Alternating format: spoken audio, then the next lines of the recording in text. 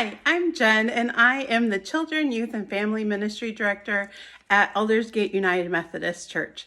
And I am so excited to share with you a video from Colin Cushman for this week's Midweek Pause. Colin is the camp director at Camp Indianola. Camp Indianola is one of 4 of the United Methodist camps that we have in the Pacific Northwest, and it's absolutely beautiful. If you ever have a chance to go to Camp Indianola, I highly encourage it. Thinking about it, actually, I believe that the cover photo on my personal Facebook page is of Camp Indianola and actually has the cross that Colin talks about in the picture. So I've been blessed because I have been able to take youth to Camp Indianola for several years now to go to the summit retreat. I've been going to Camp Indianola and the summit retreat longer than I've even been at Aldersgate. So I have just always found it, the beauty and the peace and God's presence is right there, and it's just a beautiful place. So as we continue through the Lenten journey, we are hearing stories of people who are walking and living life in a way to create a better life, a better world. And that's exactly what Colin is going to share with us.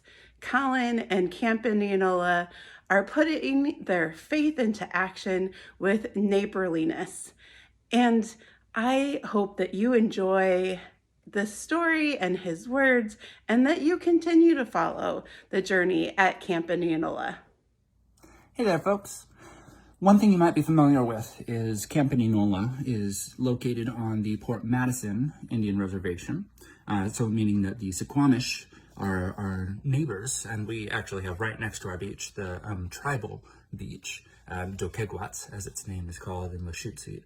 And one of the things that we've heard throughout the years from them and in talking with them is that this cross that we put up, the big cross near the campfire pit about 6-ish years ago, that some of them have very conflicting feelings toward it. Many of them actually are Christians, but many of them still express that there's a lot of tension within especially tribal folks in thinking about the cross as a symbol, and especially a symbol located so close to their sacred land of Dokeguats, the tribal wetlands.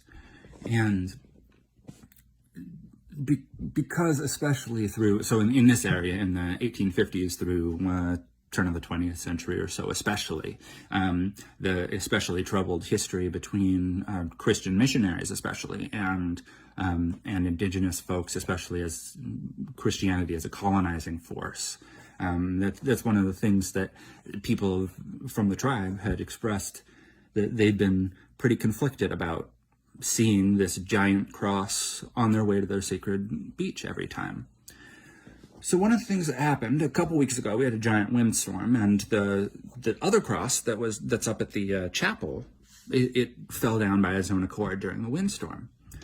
And so we realized this would be a great opportunity to be able to do 2 different things, to be able to be acting justly and kindly toward the Suquamish folks who've expressed reservations about having the cross there, and relocating that cross up to the chapel, where people for whom it is a very meaningful part of their camp experience are still able to enjoy it and still able to have that be a part of their experience.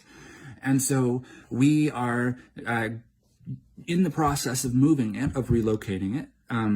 This is part 1 that you're about to see a video of the taking down of the old cross, of the removing it from that site. And we're going to be reshaping it, getting it proportional to the correct size for up at the chapel, and then relocating it and reinstalling it. So this video that you're about to see is part 1 of probably several parts.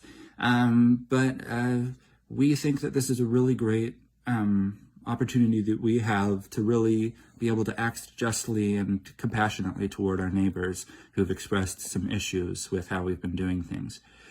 So I hope that you enjoy this video of us preparing or removing the cross, and you'll stay tuned in the future for our future videos of getting it to size and reinstalling it at our new location.